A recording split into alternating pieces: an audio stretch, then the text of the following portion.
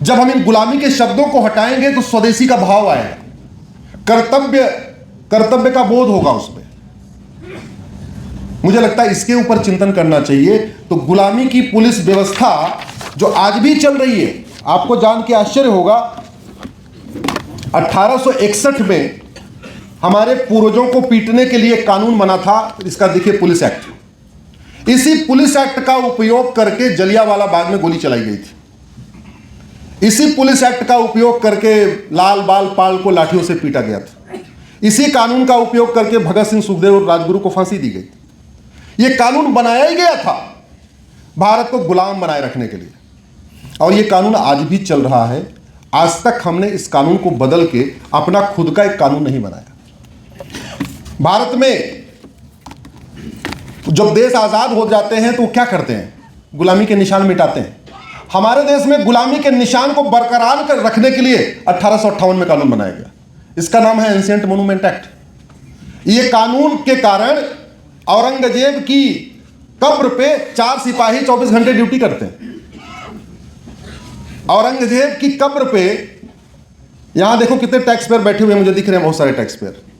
आपके दिए हुए टैक्स से पुलिस को वेतन दिया जाता है, और किसकी रखवाली करने के लिए? औरंगजेब की कब्र की।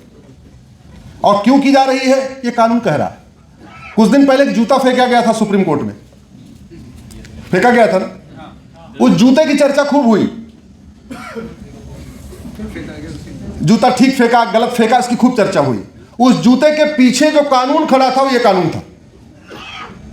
सीजीआई ने बोला एंशिएंट मॉन्यूमेंट एक्ट कहता है कि आपका भोजशाला वो प्रोटेक्टेड एरिया है, हम वहां कुछ नहीं कर सकते।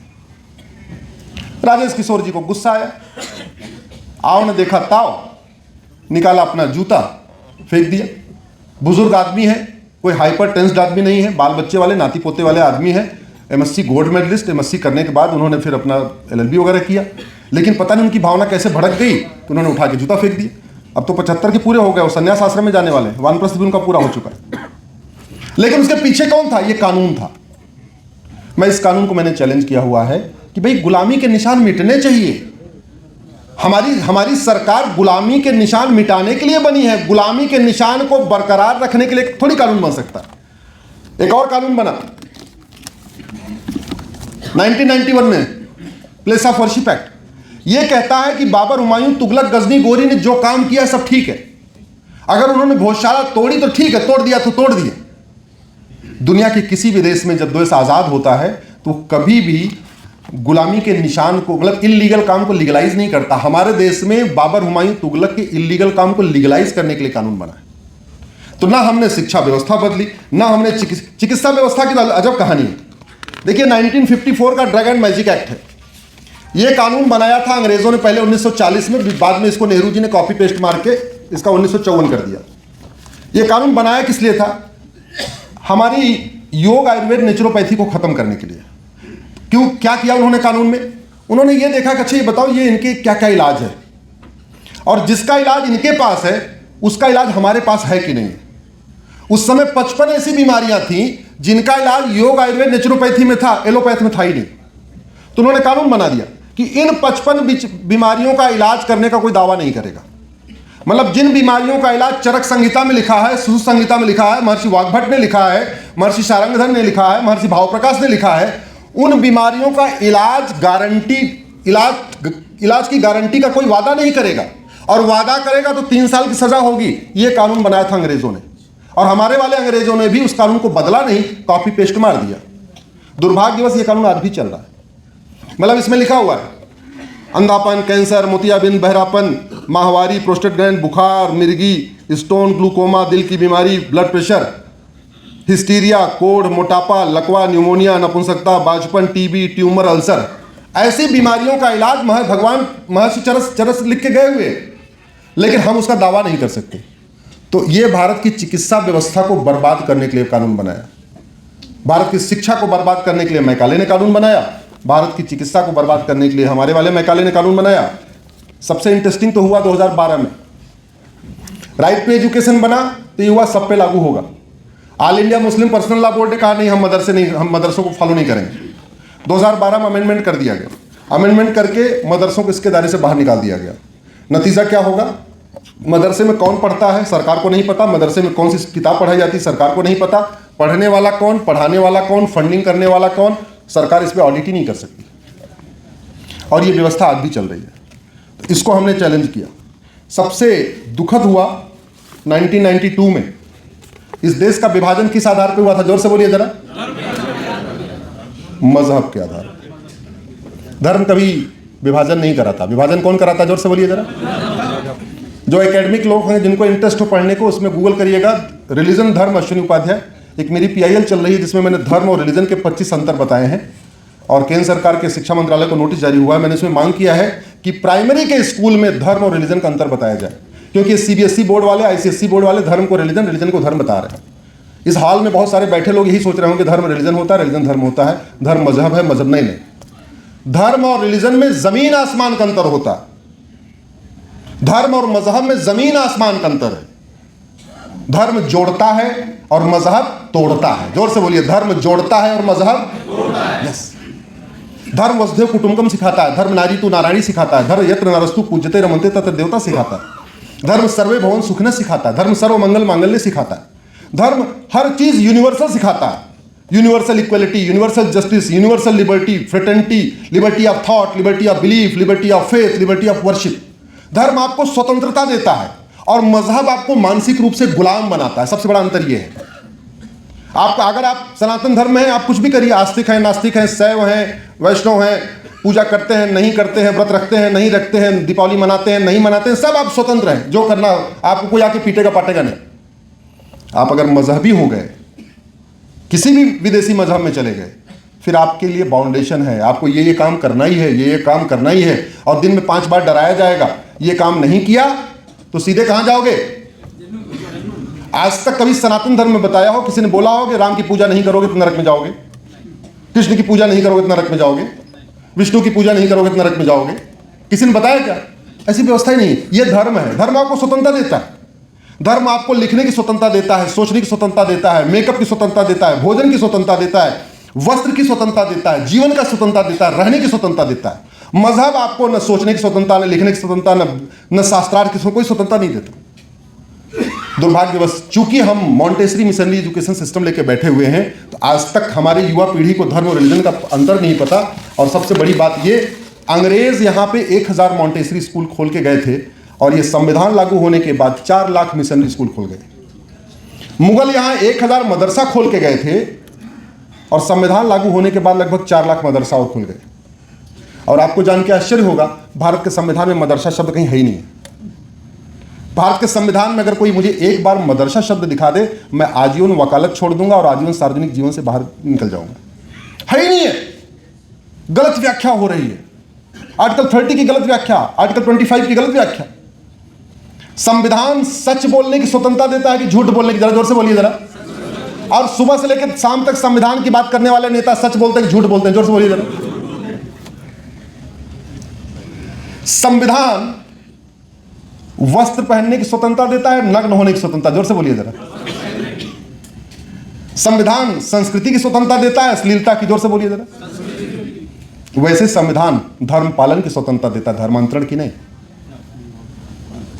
संविधान रीतियों की स्वतंत्रता देता है, कुरीतियों की नहीं।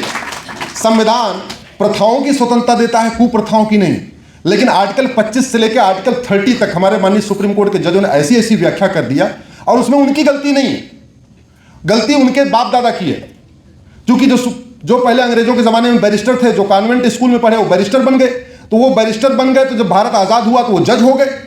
क्योंकि वो खुद कॉन्वेंट स्कूल में पढ़े थे, मिशनरी मॉन्टेसरी स्कूल में पढ़े थे, बाद में उनके बच्चे जज हो गए। और पिताजी ने जो एक बार गलत फैसला दे दिया, बेटा अब उसी फैसले को आगे बढ़ाया जा रहा है। कम से कम ऐसे 50 गलत जजमेंट तो मैं नहीं कहूंगा, जहां ठीक से संविधान की व्याख्या नहीं हुई, ऐसे जजमेंट हुए। सबसे आश्चर्य, अलीगढ़ को माइनॉरिटी यूनिवर्सिटी का दर्जा मिल गया। माइनॉरिटी कौन है कहीं पता ही नहीं, किसी को नहीं पता। न संविधान में माइनॉरिटी कौन है लिखा है, न किसी कानून में माइनॉरिटी है कौन लिखा है। फिर भी माइनॉरिटी कमीशन चल रहा है, माइनॉरिटी अफेयर मिनिस्ट्री चल रही है, माइनॉरिटी बोर्ड चल रहा है। मदरसा लिखा नहीं है, मदरसा बोर्ड चल रहा है, मदरसे की डिग्रियां वैलिड हो रही। गौतम जी कह रहे थे उर्दू का आ गया। अरे भैया, ये संविधान भारत को आबाद करने के लिए बना है कि भारत को बर्बाद करने के लिए? तो जो ऐसे कार्य जिससे बर्बादी हो रही है वो संविधान कैसे अलाउ कर सकता है? और अलाउ अगर कर भी दिया हो तो ये रोकना वर्तमान जो संविधान की शपथ लेते हैं उनकी ड्यूटी है। मेरा 9:15 हो गए भाई, समय बहुत ज्यादा हो गया है, इसलिए मैं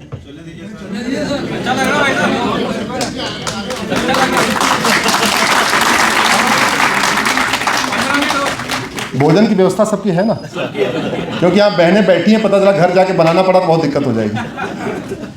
ऐसे मौके भाग्य से मिलते हैं। मेरा यही प्रयास है, शिक्षा का भारतीकरण हो, चिकित्सा का भारतीकरण हो, न्यायिक व्यवस्था का भारतीकरण हो। न्यायिक व्यवस्था जरा सोचो, हमारे देश में चाहे राजा विक्रमादित्य का जुडिशियल सिस्टम देख लीजिए, रानी अहिल्याबाई होलकर का जुडिशियल सिस्टम देख लीजिए, छत्रपति शिवाजी महाराज का जुडिशियल सिस्टम देख लीजिए। दुर्भाग्यवश हमने भी ला कर लिया, हमें पढ़ाया नहीं गया, हमने तो इंटरेस्ट लेके पढ़ा, उसको कायदे से पढ़ाना चाहिए। हम भारत में रहते हैं, हमारे जो बेस्ट जुडिशियल सिस्टम थे उनको पढ़ना चाहिए, पढ़ाना चाहिए, हमने पढ़ाया नहीं गया। इंदौर में भी नहीं पढ़ाया गया होगा रानी अहिल्याबाई होलकर का जुडिशियल सिस्टम क्या था। हमारे देश में जस्टिस विद इन आवर होता था। ये बिटिया एसडीएम बनने वाली है, अभी पास करके आई है, तो इसको ज्यादा पता होना चाहिए। हमारे देश में जस्टिस विद इन आवर होता था, 1 घंटे के अंदर न्याय। केस कॉम्प्लिकेटेड है तो जस्टिस विद इन डे होता था, सुबह आओ शाम तक फैसला हो जाएगा। बहुत कॉम्प्लिकेटेड केस है तो जस्टिस विद इन वीक, 1 सप्ताह के अंदर फैसला होगा, हो सकता है सप्ताह में 2 बार आना पड़े या 3 बार आना पड़े। बहुत एक्सेप्शनल केस हैं, 2 ही 4 केस हैं जो 1 महीने चले हैं, यानी जस्टिस विद इन मंथ। जिस देश में जस्टिस विद इन आवर होता था, जस्टिस विद इन डे होता था, जस्टिस विद इन वीक होता था, जस्टिस विद इन मंथ होता था, उस देश में जस्टिस विद इन ईयर की कल्पना करने से लोग करें ऐसे कैसे हो जाएगा? गुलामी की सोच देखिए जरा। मैं जब कहता हूं जस्टिस विद इन आवर होना चाहिए तो लोग कहते हैं अरे अश्विनी जी आप बहुत ज्यादा ऑप्टिमिस्टिक हैं। अरे हो सकता है, 100% हो सकता है। मेरा यही प्रयास है, शिक्षा का भारतीकरण हो, चिकित्सा का भारतीकरण हो, न्यायिक व्यवस्था का भारतीकरण हो। न्यायिक व्यवस्था जरा सोचो, हमारे देश में चाहे राजा विक्रमादित्य का जुडिशियल सिस्टम देख लीजिए, रानी अहिल्याबाई होलकर का जुडिशियल सिस्टम देख लीजिए, छत्रपति शिवाजी महाराज का जुडिशियल सिस्टम देख लीजिए। दुर्भाग्यवश हमने भी ला कर लिया, हमें पढ़ाया नहीं गया, हमने तो इंटरेस्ट लेके पढ़ा, उसको कायदे से पढ़ाना चाहिए। हम भारत में रहते हैं, हमारे जो बेस्ट जुडिशियल सिस्टम थे उनको पढ़ना चाहिए, पढ़ाना चाहिए, हमने पढ़ाया नहीं गया। इंदौर में भी नहीं पढ़ाया गया होगा रानी अहिल्याबाई होलकर का जुडिशियल सिस्टम क्या था। हमारे देश में जस्टिस विद इन आवर होता था। ये बिटिया एसडीएम बनने वाली है, अभी पास करके आई है, तो इसको ज्यादा पता होना चाहिए। हमारे देश में जस्टिस विद इन आवर होता था, 1 घंटे के अंदर न्याय। केस कॉम्प्लिकेटेड है तो जस्टिस विद इन डे होता था, सुबह आओ शाम तक फैसला हो जाएगा। बहुत कॉम्प्लिकेटेड केस है तो जस्टिस विद इन वीक, 1 सप्ताह के अंदर फैसला होगा, हो सकता है सप्ताह में 2 बार आना पड़े या 3 बार आना पड़े। बहुत एक्सेप्शनल केस हैं, 2 ही 4 केस हैं जो 1 महीने चले हैं, यानी जस्टिस विद इन मंथ। जिस देश में जस्टिस विद इन आवर होता था, जस्टिस विद इन डे होता था, जस्टिस विद इन वीक होता था, जस्टिस विद इन मंथ होता था, उस देश में जस्टिस विद इन ईयर की कल्पना करने से लोग करें ऐसे कैसे हो जाएगा? गुलामी की सोच देखिए जरा। मैं जब कहता हूं जस्टिस विद इन आवर होना चाहिए तो लोग कहते हैं अरे अश्विनी जी आप बहुत ज्यादा ऑप्टिमिस्टिक हैं। अरे हो सकता है, 100% हो सकता है। केवल और केवल झूठ को गंभीर अपराध घोषित कर दिया जाए। जो झूठ फ्रीडम ऑफ स्पीच बनी है, इसको झूठ को सीरियस क्राइम डिक्लेयर कर दिया जाए।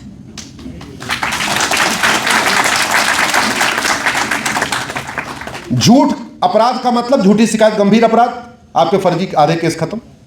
झूठी गवाही अपराध, आपके आधे केस जो लंबे चलते हैं, 100 गवाह आने के बाद 2 गवाह भी नहीं आए। डेविड कोलमैन हेडली पकड़ा गया, पूछा तूने रेकी किया था? बोले हाँ साहब रेकी किया। सोचिए उनका आतंकवादी कितना ईमानदार है। डेविड कोलमैन हेडली एक आतंकवादी था 26/11 का। उससे पूछा रेकी किया क्या? हाँ बोले रेकी किया।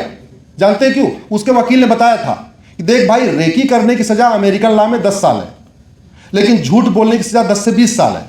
तो अब तू डिसाइड कर ले, तू सच बोलेगा तो झूठ बोलेगा। बोले हाँ साहब हमने रेकी किया। क्यों? क्योंकि पता है रेकी करने पे 5 से 10 साल सजा हो जाएगी। अगर वो कह देता रेकी नहीं किया, उसका नार्को पॉलीग्राफ में टेस्ट हो जाता और उसकी झूठ पकड़ी जाती तो 10 से 20 साल झूठ वाली और 5 से 10 साल नार्को ये रेकी वाली सजा उसकी 25 साल हो जाती। इसको कहते हैं भय बिन होए न प्रीत, इसको कहते हैं सठे साठम समाचरित, इसको कहते हैं लोहा लोहे को काटता है। भारत की कोई समस्या लाइलाज नहीं है, भारत की कोई समस्या विश्वव्यापी नहीं है। दुख केवल इसी बात का है, हम गुलामी की मानसिकता से बाहर ही नहीं आए। हम इतने दल गुलाम हो चुके हैं। इस हाल वाले अपनी बात पे न लें, क्योंकि वीडियो करोड़ों लोग देखते हैं, इसलिए मैं एक जनरल बात कह रहा हूं। हम इतने मानसिक रूप से गुलाम हो चुके हैं कि हम जो नेता कह रहे हैं या जो हम कहीं जुड़े उन्हीं की बात मान रहे हैं। अपना अध्ययन हमने छोड़ दिया, अपनी सोच हमने छोड़ दिया, हमने ये दिमाग लगाना छोड़ दिया कि जो समस्या हमारे भारत में, इसमें से कोई समस्या यूनिवर्सल है ही नहीं है। भारत में जो समस्या हमारे यहां से, इसमें कौन सी समस्या बताइए जो विश्वव्यापी है? भारत की कौन सी समस्या है जो लाइलाज है? कोई नहीं है। बस इलाज उसका तरीका बदलना होता है। अगर बुखार ज्यादा है तो आपको डोज बढ़ाना पड़ेगा, निमोनिया है तो कुछ अलग करना पड़ेगा। इस देश की सड़ी हुई न्यायिक व्यवस्था का देखिए आप। 1984 में जो सिखों का नरसंहार हुआ था, आज तक उनको न्याय नहीं मिला। 41 साल बीत चुके हैं, अभी गवाहों के बयान हो रहे हैं। इससे सड़ी हुई न्यायिक व्यवस्था कहीं हो सकती है क्या? इससे सड़ी न्यायिक व्यवस्था हो सकती है क्या? 1990 में जो हिंदुओं का नरसंहार हुआ और उसमें एक आतंकवादी ने हमारे सैनिकों की हत्या किया और वो आतंकवादी टीवी पे आके कह रहा है हाँ हमने मारा। सैनिकों का परिवार कह रहा है कि इसने मारा। सैनिकों का परिवार कह रहा है, एयरफोर्स के जो ऑफिसर थे उनका परिवार कह रहा है कि यासीन मलिक ने मारा। यासीन मलिक कह रहा है कि हाँ मैंने मारा। अब इसमें कुछ बचा क्या? अब इसमें बचा है भारत का जुडिशियल सिस्टम। वो कह रहा है वो लाख कहे, ये लाख कहे, मैं नहीं मानूंगा, मैं 2000 लोगों की पहले गवाही करवाऊंगा। इससे सड़ी हुई न्यायिक व्यवस्था हो सकती है क्या? उदयपुर में कन्हैया लाल के परिवार कह रहा है कि इन दोनों लोगों ने हमारे दुकान में घुस के हमारे पिता, हमारे पति को मारा। जिन्होंने कन्हैया लाल की हत्या किया उन्होंने खुद ही वीडियो बना लिया, वीडियो सर्कुलेट किया कि देख हमने इसको सजा दिया। वीडियो फॉरेंसिक लैब में कंफर्म हो गया कि वीडियो असली है।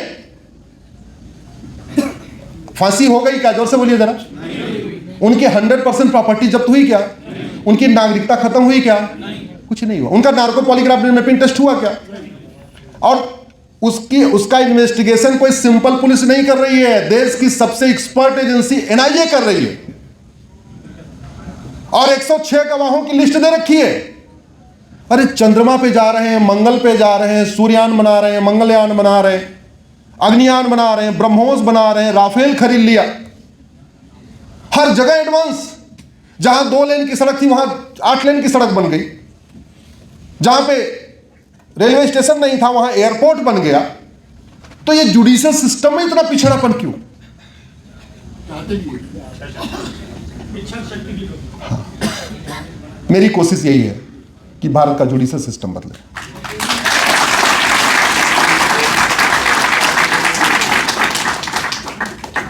जो समस्या डेमोक्रेसी में सबसे ज्यादा पावरफुल क्या होता है, आप समझिए इसको। लोकतंत्र में धनबल इतना इंपॉर्टेंट नहीं होता, ज्ञान बल भी बहुत इंपॉर्टेंट नहीं होता। लोकतंत्र में सीधे सीधे जनबल इंपॉर्टेंट होता है। क्योंकि चुनाव होना है, वहां पे एक पीएचडी की वोट की कीमत एक है, एक अनपढ़ अनाड़ी की भी वोट की कीमत एक है। जो दुनिया भर की बातें करता है वो उसकी भी एक वोट, और जो 1 बोतल पौवा लेके वोट देता है वो भी एक वोट। दोनों बराबर हो गए कि नहीं हो गए? यहां कलेक्टर, कमिश्नर, राष्ट्रपति, उपराष्ट्रपति डेमोक्रेसी के मामले में इक्वल हो गए कि नहीं हो गए? इक्वल हो गए। 250 लाख करोड़ का कर्जा है भारत के ऊपर। मेरी पीआईएल चल रही है फ्रीबीज के ऊपर। 250 लाख करोड़। जब मैंने पीआईएल फाइल किया था तो 150 लाख करोड़ का कर्जा था। तो मैंने मांग किया था कि ये कर दिया जाए, ये कर दिया जाए, ये कर दिया जाए। ये जो फ्रीबीज बांटी जा रही है इसको करेक्ट प्रैक्टिस डिक्लेयर कर दिया जाए। और वो पीआईएल अभी तक डिसाइड नहीं हुई है। अभी 250 लाख, 100 करोड़ और बढ़ गया। पीआईएल अभी चली रही है। इस देश में वोट के लिए लोग घुसपैठियों का वोटर आईडी बनवा देते हैं। 2017 मैंने पीआईएल फाइल किया था कि 5 करोड़ घुसपैठी आ चुके हैं। फिर मैंने भी SIR के ऊपर जब रिसर्च किया तो 5 करोड़ पता चला, लगभग 5 करोड़ के आसपास फर्जी वोटर है। मैंने जब PIL फाइल किया तो जब पहली बार आया नोटिस पे तो कोर्ट ने भी, जनरली PIL CGI के यहाँ जाता है, बोले कि ऐसे कैसे हो सकता है, 5 करोड़ फर्जी वोटर का सब है।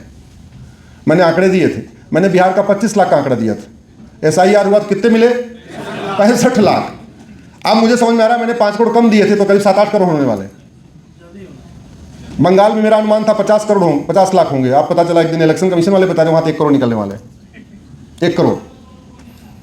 इतना सड़ा हुआ कानून, इतनी सड़ी हुई न्यायिक व्यवस्था, कोई खौफ नहीं है।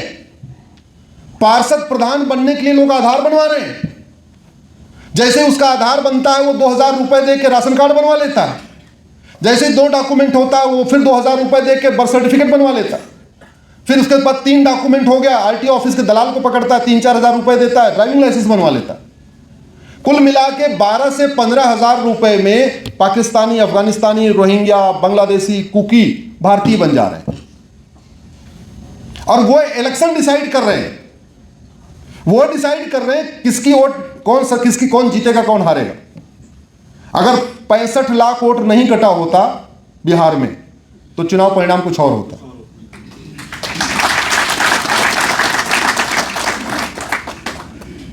और अगर ढंग से हो गया, हालांकि बहुत बड़ा रोड़ा अटकाया जा रहा है, बंगाल में अगर ढंग से SIR हो गया तो देखना चुनाव परिणाम कुछ अलग होगा।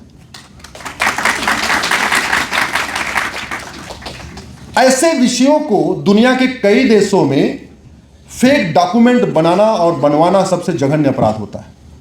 जो लोग बाहर गए होंगे, ये भाई साहब तो जाते रहते होंगे, सिंगापुर तो आप जाते रहे होंगे, कहीं आपने सुना किसी के पास कोई फर्जी डॉक्यूमेंट? नहीं। सारा कुछ भारत में, और फिर हम बड़ी बड़ी बातें कर रहे हैं। मुझे ये बताओ, इन कानूनों के बदलने की कोई लागत आती है क्या? जोर से बोलिए जरा। अगर हम अपना घर बनाते हैं तो 4 आर्किटेक्ट से बात करते हैं कि नहीं करते? हम अपना घर बनाते हैं तो जिस मोहल्ले में बनाने जाते हैं वहां 10 घर देखते हैं कि नहीं देखते, भाई किसने कैसा घर बनाया हुआ। और घर भी किसी एक के घर की नकल नहीं करते। एक के घर की ड्राइंग रूम की नकल करेंगे, दूसरे के बेडरूम की नकल करेंगे, तीसरे के किचन की नकल करेंगे, चौथे की मंदिर की नकल करेंगे, 5वें के फ्रंट के लिए एलिवेशन की नकल करेंगे। और कोशिश क्या होती है? मेरा घर सर्वोत्तम घर, मेरा घर सबसे सुरक्षित हो, मेरा घर सबसे सुंदर हो, मेरा घर सबसे आरामदायक हो। लेकिन जब ये कानून बनाना होता है तो ये जो नौकर साहब बैठे हुए हैं, जो बाबू बैठे हैं होम मिनिस्ट्री के और लॉ मिनिस्ट्री के, ये AC के बंद कमरे में बैठे बैठे वहीं कॉफी पीते पीते वो कहते हैं नई बोतल में पुरानी शराब, वही बना के चल देते हैं। इससे देश का कितना नुकसान हो रहा है। 5 करोड़ घुसपैठिए आ चुके हैं। दुनिया में सबसे ज्यादा धर्मांतरण भारत में हो रहा है। मेरी PIL चल रही है, प्रतिदिन 1500 हिंदू परिवार कन्वर्ट हो रहे हैं। 1500 परिवार का मतलब प्रतिदिन 10,000 हिंदुओं का धर्मांतरण हो रहा है। 10,000 का मतलब साल में 40 लाख हिंदुओं का धर्मांतरण हो रहा है। आप कल्पना करिए ना कितने तेजी के साथ रेशियो चेंज हो रहा है। साल में 5 लाख बहन बेटियां गायब हो रही, 5 लाख में से 1.5 लाख वापस मिलती हैं, 3.5 लाख मिल ही नहीं रही। कल्पना करिए कि कितनी तेजी के साथ रेशियो बदल रहा है।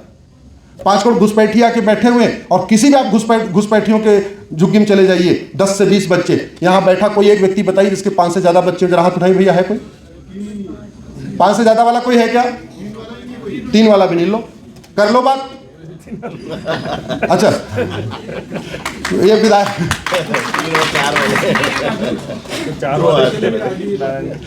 बहुत अच्छा है, आपने बहुत अच्छा काम किया।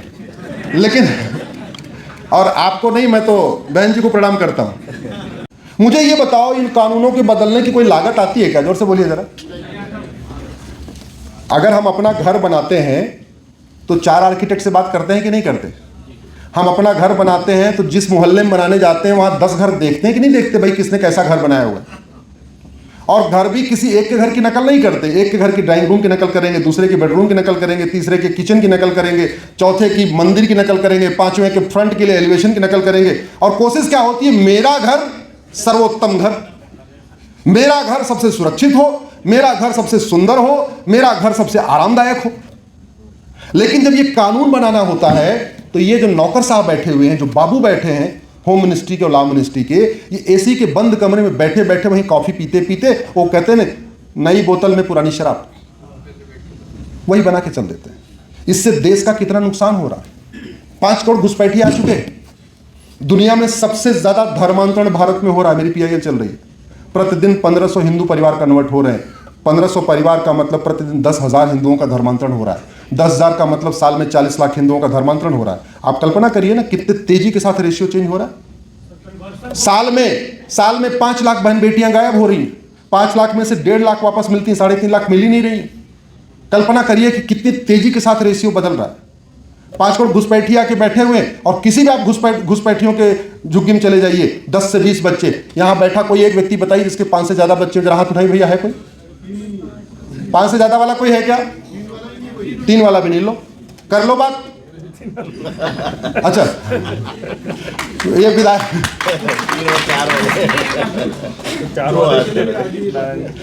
बहुत अच्छा है, आपने बहुत अच्छा काम किया। लेकिन और आपको नहीं, मैं तो बहन जी को प्रणाम करता हूं जिन्होंने आपको 4 बच्चे दिए, आशीर्वाद दिया। हाँ, आपकी इच्छा पूरी हो गई, नहीं तो नहीं हो सकती थी। आप कल्पना करिए 90,000 बच्चे रोज पैदा हो रहे हैं। रेशियो इस समय 50-50 का चल रहा है। 18 साल के बाद ये बच्चे स्कूल में कॉलेज में जाएंगे। स्कूल कॉलेज में रेशियो क्या होगा वो कल्पना करिए आप। 18 साल के बाद आज के बच्चे वोटर बनेंगे, तो यंग वोटर में रेशियो 50-50 का होगा। उस दिन की आप कल्पना करिए क्या होगा। क्या अरे जमीन हमारे पास 2% है, पानी हमारे पास दुनिया का मात्र 4% है, जनसंख्या हमारी दुनिया की 20% हो चुकी है। अगर अभी भी हम कानून नहीं बनाएंगे तो कब बनाएंगे भाई? एक कमरे में 2 लोग रहें आराम से रह लेंगे, 3 लोग रहें तब भी थोड़ा कंजेस्टेड होगा, चलो एक आदमी और गद्दा डाल लिया। 4 लोग रहें, चलो फिर भी कैसे काम करे, चला एक गद्दे पे 2 लोग सो गए। एक कमरे में 20 लोग रहेंगे तो ठीक से रह पाएंगे क्या? भारत की वही स्थिति हो रखी। दिल्ली जिसकी टोटल कैपेसिटी 20 लाख लोगों की है, वहां पे 2 करोड़ लोग रह रहे हैं। एयर क्वालिटी इंडेक्स जो मैक्सिमम 100 होना चाहिए, हम लोग वहां पे 809 से एयर क्वालिटी इंडेक्स में चल रहे हैं। दिल्ली वालों की उम्र 15 साल कम हो गई है, 80 के ऊपर कोई जा ही नहीं रहा। कैंसर जैसी घातक बीमारियां हो रही हैं। मूल में कौन है? जनसंख्या विस्फोट। जो क्षमता है उससे कितने गुना लोग रह रहे हैं। तो ये कब बदलेगा? जब आप लोग आवाज उठाएंगे, सब लोग मिलकर आवाज उठाएंगे। तो आज हम लोग, अच्छा ये एक भी ध्यान रखना, जैसे वो राम को पढ़ेगा, फिर आ गई ये जनसंख्या नियंत्रण कैसे होगा। तो जब अगर वो राम को पढ़ेगा तो कहेगा अच्छा यार, भगवान राम ने तो इतने पहले ही हम तो हमारे तो कर लिया था। राम ने दूसरा विवाह किया क्या? जोर से बोलिए जरा। लक्ष्मण जी ने किया क्या? भरत जी ने किया क्या? शत्रुघ्न जी ने किया क्या? मानव इतिहास में सबसे पहले हम 2 सिस्टम लागू करने वाले कौन है? जोर से बोलिए जरा। भगवान राम के कितने बच्चे? लक्ष्मण जी के, भरत जी के, शत्रुघ्न जी के। मानव इतिहास में सबसे पहले पॉपुलेशन कंट्रोल पॉलिसी लागू करने वाले भगवान श्री राम है। मानव इतिहास में सबसे पहले यूनिफॉर्म एजुकेशन सिस्टम लागू करने वाले भगवान श्री राम के परदादा राजा रघु हैं, जिनके बारे में हम केवल इतनी बात जानते हैं, रघुकुल रीत सभा चली आई, प्राण जाए पर वचन न जाए। तो जब ये वैदिक गुरुकुल एजुकेशन सिस्टम आएगा तो बहुत सारी समस्याओं का समाधान हो जाएगा। बाल विवाह बंद होगा, बहुविवाह बंद होगा, जनसंख्या विस्फोट रुकेगा, आतंकवाद भी रुकेगा, अलगाववाद भी रुकेगा, कट्टरवाद भी रुकेगा, जिहाद भी रुकेगा, मजहबी उन्माद रुकेगा, अल्टीमेटली पर्यावरण का संरक्षण होगा, जनसंख्या विस्फोट रुकेगा, एनवायरमेंट रुकेगा, हमें शुद्ध खाना मिलेगा, हमें शुद्ध दूध मिलेगा, हमें शुद्ध फल मिलेगा, हमें शुद्ध भोजन मिलेगा। जब तक पॉपुलेशन कंट्रोल नहीं होगा कुछ नहीं हो सकता। जो बड़े लोग हैं, चलो पारस जी के पास अपना है भैया फार्म हाउस, इनके पास अपना, ये अपना खा पी लेंगे। बाकी लोग, सब लोग पारस जन तो नहीं हो सकते ना, सबके पास तो फार्म हाउस नहीं है ना। नहीं, हम तो दिल्ली से आके 2 दिन से इनकी सब्जी खा रहे हैं फार्म हाउस वाली, लेकिन सब लोग तो नहीं खा सकते। हम तो दिल्ली जाएंगे फिर वही क्या बोलते हैं केमिकल वाली सब्जी फिर खाएंगे हम जाके वहां पे। किसने बोला है? आपने हमारी मन की बात कह दिया। सही बता रहा हूं, 10 साल के बाद मैं यहीं आऊंगा। 10 साल के बाद मैं यहीं आऊंगा। मैं एक ने चाहते सब है कि आप आइए। तो समय काफी हो गया है, शेष तो हम लोग चर्चा करते ही रहते हैं। एक बात मैं जरूर कहना चाहूंगा, सोशल मीडिया का उपयोग सोशल वर्क के लिए करिए। सोशल मीडिया का उपयोग हम लोग अपने पर्सनल वर्क के लिए करते हैं, उसका नाम है सोशल मीडिया, तो उसको सोशल वर्क के लिए करिए। सब लोग फेसबुक जरूर उपयोग करिए। अपने नाम के 5-5 हज़ार लोगों को फेसबुक फ्रेंड बनाइए। अपने जाति वालों को नहीं, अपने सचिन 5,000 सचिन, पारस 5,000 पारस, विकास 5,000 विकास, गौतम 5,000 गौतम, सब लोग, किशोर 5,000 किशोर, रश्मि 5,000 रश्मि, विभा 5,000 रश्मि विभा, अपने अपने नाम के। आप जरा देखना जो बात हम कहना चाह रहे हैं वो कितना तेजी के साथ फैल जाएगी। इस हॉल में जितने लोग बैठे हैं सबके 5,000 फेसबुक फ्रेंड हो जाएं, तो आज आपने जो बात सुनी अगर उसको आप लिखेंगे तो ये बात 5 करोड़ लोगों तक बड़े जल्दी पहुंच जाएगी। हो सकता कि नहीं हो सकता? 5 मिनट का समय निकालिए, सोशल मीडिया का उपयोग करिए, 5,000 फेसबुक फ्रेंड बना लीजिए, जो वीडियो आपको अच्छे लगते हैं उनको वीडियो को शेयर करिए। लेकिन इतने से काम नहीं बनेगा। समस्याओं का समाधान 2 ही जगह होगा, या तो संसद में या तो विधानसभा में, या तो सुप्रीम कोर्ट में या तो हाई कोर्ट में। सुप्रीम कोर्ट में मैं पूरा लगा हुआ हूं जी जान से, वहां की चिंता मत करिए, जो विषय मेरे ध्यान में आते रहते हैं मैं करता रहता हूं। अब आप लोग अपने अपने सांसदों को पकड़ना शुरू करिए। एक कड़वी बात बता रहा हूं, हम अपने सांसद और विधायक से केवल और केवल अपने स्वार्थ के लिए मिलते हैं। ट्रांसफर कराना हो, गाड़ी पकड़ी गई हो, चालान कट गया हो, उद्घाटन करना हो, सेल्फी खींचनी हो, बर्थडे का कार्ड देना हो, शादी का कार्ड देना हो, उनको बुलाना हो या कुछ करना हो। राष्ट्रहित के कार्यों के लिए, जनहित के कार्यों के लिए हम अपने सांसद विधायक से नहीं मिलते। यह कड़वी सच्चाई है। और अगर आप नहीं मिलेंगे, पढ़े लिखे लोग नहीं मिलेंगे, तो वो कहां से मिलेगा जो केवल 5 किलो चावल के ऊपर या एक बोतल दारू के ऊपर जाके वोट करता है? तो ये पढ़े लिखे लोगों का दायित्व है अपने सांसद और विधायक को जाके बोले। सारे लोग ऐसे नहीं होते, देखा हमारे सामने बैठे हुए जागृत हैं इसलिए तो आए हुए हैं सामने बैठे हुए। इनको नहीं बताना कुछ क्या करना, आपकी माताजी को कुछ नहीं बताना क्या करना। एकलव्य जी सामने बैठे हैं, जरा खड़े हो जाए एकलव्य जी, आपको लोग देख लेंगे पीछे से। अच्छा जानता है, अच्छी बात है। सब लोग ऐसे नहीं है, तो जो एकलव्य जी नहीं है उनको एकलव्य बनाना पड़ेगा आपको, उनको टोक टोक के एकलव्य बनाना पड़ेगा, बोल बोल के एकलव्य बनाना पड़ेगा। क्या कर रहे भाई, क्या कर रहे हो, उनको बोलना पड़ेगा। समस्याओं का समाधान संसद विधानसभा से निकलेगा। और अभी अच्छा अनुकूल अवसर है, हम चाहें तो इन व्यवस्थाओं को ठीक कर सकते हैं। एक समय के बाद बीमारी ठीक होती नहीं, वो लाइलाज हो जाती है। कैंसर जल्दी, जितना जल्दी उसका ट्रीटमेंट कर दिया जाए उतनी जल्दी ठीक हो जाता है। एक समय के बाद जब 4th स्टेज पहुंच गया तब उसका इलाज करना बड़ा मुश्किल हो जाता है। अभी 3rd स्टेज में चल रहा है, अभी कैंसर का इलाज हो जाए तो अच्छा है। समझदार को इशारा काफ़ी है, नहीं तो 15-20 साल के बाद ये कैंसर लाइलाज हो जाएगा, फिर आपके हाथ में कुछ नहीं होगा। मुल्तान वाले सारे जैन अपना बड़ी बड़ी हवेली छोड़ के आजकल दिल्ली में रह रहे हैं। पूरा मुल्तान में कारोबार जैन करते थे, पूरे सिंध का कारोबार सिंधी करते थे, आडवाणी जी, जेठमलानी जी सब वहीं से आए। पूरे कराची का कारोबार अग्रवाल माहेश्वरी मारवाड़ी किया करते थे। कोई बचा वहां अग्रवाल माहेश्वरी मारवाड़ी? कोई मुल्तान का जैन बचा? कोई काबुल का मारवाड़ी बचा? नहीं बचा। भारत के 9 राज्यों की डेमोग्राफी बदल चुकी है। 800 जिलों में से 200 जिलों की डेमोग्राफी बदल गई है। 6000 तहसीलों में से 1500 तहसीलों की डेमोग्राफी बदल रही है। और एक बात याद रखिए, घटेंगे तो कटेंगे। जोर से बोलिए, घटेंगे तो घटेंगे तो घटेंगे तो, और लगातार घट रहे हैं। हम घट रहे हैं लफ्ज़ जिहाद के कारण, हम घट रहे हैं लैंड जिहाद के कारण, हम घट रहे हैं घुसपैठ जिहाद के कारण, हम घट रहे हैं धर्मांतरण जिहाद के कारण, हम घट रहे हैं जनसंख्या जिहाद के कारण, हम घट रहे हैं ड्रग जिहाद के कारण। और ये जिसके कारण हम घट रहे हैं, इस पे सेमिनार करने से घटना बंद नहीं होगा, कॉन्क्लेव करने से घटना नहीं बंद होगा। जो रेशियो चेंज हो रहा है ये विचार विमर्श करने से, चिंतन मंथन करने से, प्रेस कॉन्फ्रेंस करने से ना, इससे नहीं। ये जो घटने वाला काम है ये तभी रुकेगा जब कठोर कानून बनेगा। कुछ लोग हमको बार बार कहते हैं अरे जनसंख्या नियंत्रण कानून बन गया, कुछ लोग नहीं मानेंगे। मैं समझ रहा हूं किसकी इशारा कर रहे हैं। 100% माने, 100%। आप पॉपुलेशन कंट्रोल को सीधे सीधे नागरिकता से जोड़ दो कि भैया जो हम दो हमारे जो मानेगा वो भारत का नागरिक कहलाएगा, जो नहीं मानेगा उसकी नागरिकता खत्म, उसकी सिटीजनशिप खत्म। अब आप फिर कहेंगे नहीं नहीं ऐसा हो जाएगा, कुछ लोग सड़क पे आ जाएंगे, जैसे सीए में हुआ था। अगला सवाल ये होता है, हमसे जो पूछते हैं सवाल, मैं वो सवाल आपके सामने रख रहा हूं, उसका भी इलाज है। किसान क्या करता है? पहले जुताई, गुड़ाई, निराई, खरपतवार की सफाई, उसके बाद बुआई, फिर सिंचाई, तभी तो फसल अच्छी पैदा होती है। भारत में 100 पॉलिटिकल परिवार हैं जो अराजकता फैला रहे हैं, और सब 5-5 हजार करोड़ के मालिक हैं, 10-10 हजार करोड़ के मालिक हैं। ये सीबीआई, ईडी वगैरह सब कह लिए, लगाओ उनके पीछे, ऐसी हालत कर दो भारत छोड़ के भागे।